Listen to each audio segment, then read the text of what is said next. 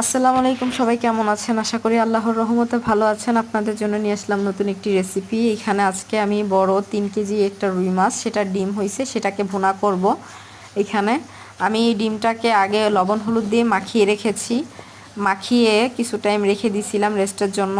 এখন ডিমটাকে ভেজে নিব। ফার্স্টে আমি ভুলে গেছি আপনাদের বলবো, ডিমটাকে আমি হালকা একটু গরম পানি দিয়ে ভাপ দিছি, যাতে গন্ধটা চলে যায়, ডিমের কাঁচা গন্ধটা।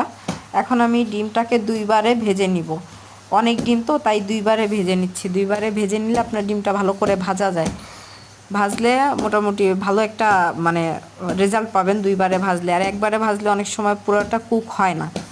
এখানে দেখেন আমি 2বার করে ভাজতেছি। এখানে অনেক তেল প্রচুর তেল উঠছে, মাছটায় অনেক তেলও ছিল।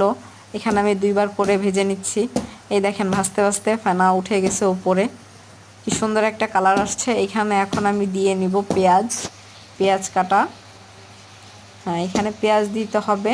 পেঁয়াজটা আপনার একটু ভেজে নিতে হবে, যাতে কাঁচা গন্ধটা না থাকে, কাঁচা ভাব রাখা যাবে না। এখানে অন্যান্য মশলা আমি দিব, রসুন, আদা, শুকনা মরিচ বাটা। আমি শুকনা মরিচ বাটাটাই ব্যবহার করি। এখানে এখন পেঁয়াজটা ভাজা হয়েছে, এখন দিব শুকনা মরিচ বাটা। শুকনা মরিচ বাটা দিয়ে দিচ্ছি। এই দেখেন, মরিচটা অনেক ঝালের জন্য অল্প দিচ্ছি। এখানে দিচ্ছি রসুন, এখানে আদা। আমি জিরাটা গুঁড়া ব্যবহার করব, এর জন্য পরে দেব। এখানে দিচ্ছি হলুদ। আপনার হলুদ কখনো বেশি দিবেন না, হলুদে কালার হয়, হলুদে কখনো স্বাদ হয় না। অতিরিক্ত হলুদ যদি খান গ্যাস্ট্রিক আলসার হবে, এইটা থেকে বিরত থাকবেন। এখন দিচ্ছি লবণ, এখানে দিয়ে নিছি লবণ।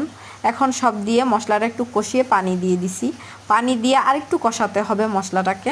একটু মশলাটা ভালো করে কষালে কাঁচা গন্ধ থাকে না, খেতেও ভালো লাগে।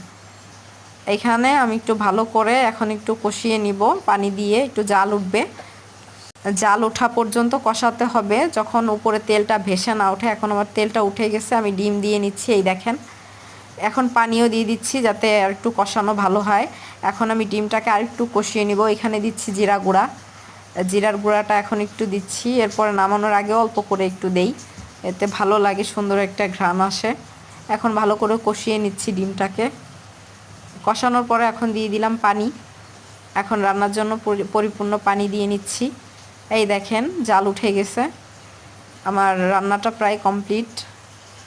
তেল উঠে যাচ্ছে উপরে, কি সুন্দর কালার আসছে। এটা খেতে যে কি মজা হয়েছিল, আপনারা না খেলে বুঝতে পারবেন না। অসাধারণ, এক কথায় অসাধারণ। দেখেন কত সুন্দর কালার, আর কি সুন্দর উপর দিয়ে তেল ভাসতেছে, তেল উঠছে। আমি তেল খুব বেশি দেই নেই এখানে,